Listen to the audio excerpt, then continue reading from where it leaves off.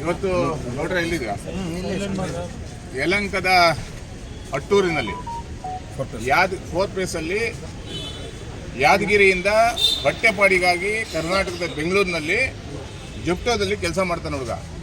4 ಗಂಟೆ ರಾತ್ರಿಗೆ ಸರ್ವಿಸ್ ಮಾಡಲಿಕ್ಕೆ ಹೋದಾಗ ಈ ಹಿಂದಿ ವಾಲಗಳು, ಉತ್ತರ ಭಾರತದ ಹಿಂದಿ ವಾಲಗಳು ಈ ಹುಡುಗನಿಗೆ ಅವಾಚ್ಯ ಶಬ್ದಗಳಿಂದ ಹಿಂದಿಯಲ್ಲಿ ಬೈದು ಇವನಿಗೆ ಹಲ್ಲೆ ಮಾಡಿ ಇವನ ಮೇಲೆ ದಾಳಿ ಮಾಡಿರುವಂಥದ್ದು.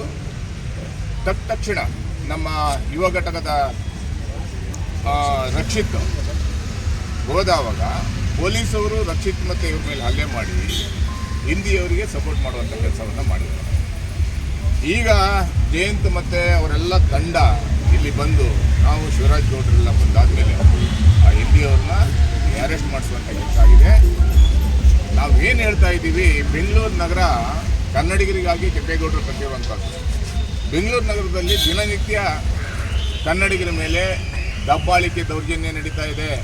ಮಾನ್ಯ ಗೃಹ ಮಂತ್ರಿಗಳೇ, ಎಚ್ಚೆತ್ಕೊಳ್ಳಿ.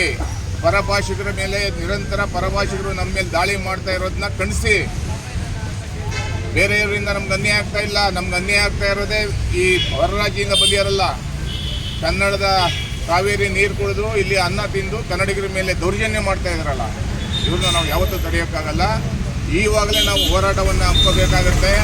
ಬೆಂಗಳೂರು ಬಿಟ್ಟು ತೊಲಗಿ ಅನ್ನುವಂಥ ಎಚ್ಚರಿಕೆಯನ್ನು ಕೊಡಬೇಕಾಗತ್ತೆ. ದಿನನಿತ್ಯ ಬಸ್ಗಳಲ್ಲಿ ಕನ್ನಡಿಗರ ಮೇಲೆ ದಾಳಿ ನಡೀತಾ ಇದೆ, ಪೊಲೀಸರ ಮೇಲೆ ದಾಳಿ ನಡೀತಾ ಇದೆ, ITBTಗಳಲ್ಲಿ ಕನ್ನಡಿಗರ ಮೇಲೆ ದಾಳಿ ನಡೀತಾ ಇದೆ. ಎಚ್ಚೆತ್ಕೊಳ್ಳಿ ನಮ್ಮ ಪೊಲೀಸ್ ಅಧಿಕಾರಿಗಳು. ಈ ಕೂಡಲೇ ಇಂಥ ಯಾರು ದುಷ್ಟರು ಇದ್ದಾರೆ ಅವ್ರನ್ನ ಒಳಗಡೆ ಹಾಕುವಂಥ ಕೆಲಸ ಮಾಡಿ. ಕನ್ನಡಿಗರು ಹೊಟ್ಟೆಪಾಡಿಗಾಗಿ ಈ ರೀತಿ ಬೆಳಿಗ್ಗೆ 4 ಗಂಟೆಗೆ ಯಾರು ಕೆಲಸ ಮಾಡ್ತಾರ್ರಿ?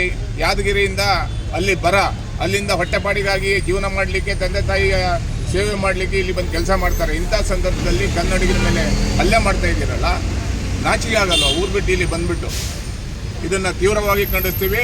ಎಲ್ಲೇ ಕನ್ನಡದ ಹುಡುಗರ ಮೇಲೆ ದಾಳಿ ಆದರೆ ಕರ್ನಾಟಕ ರಕ್ಷಣಾ ವೇದಿಕೆ ಸಮರ ಸೈನಿಕರ ಪಡೆ ಅವ್ರ ಮೇಲೆ ಮತ್ತೆ ದಾಳಿ ಮಾಡಬೇಕಾಗುತ್ತೆ. ಅದಕ್ಕೂ ಮುಂಚೆ ಅಧಿಕಾರಿಗಳು ಎಚ್ಚೆತ್ತುಕೊಳ್ಳಿ ಅನ್ನುವಂಥ ಎಚ್ಚರಿಕೆಯನ್ನು ಕೊಡ್ತಾ ಇದ್ದೀವಿ. ಕರ್ನಾಟಕ ನ್ಯೂಸ್ ಬೀಟ್ ಫಾಲೋ ಮಾಡಿ, ಸಬ್ಸ್ಕ್ರೈಬ್ ಮಾಡಿ.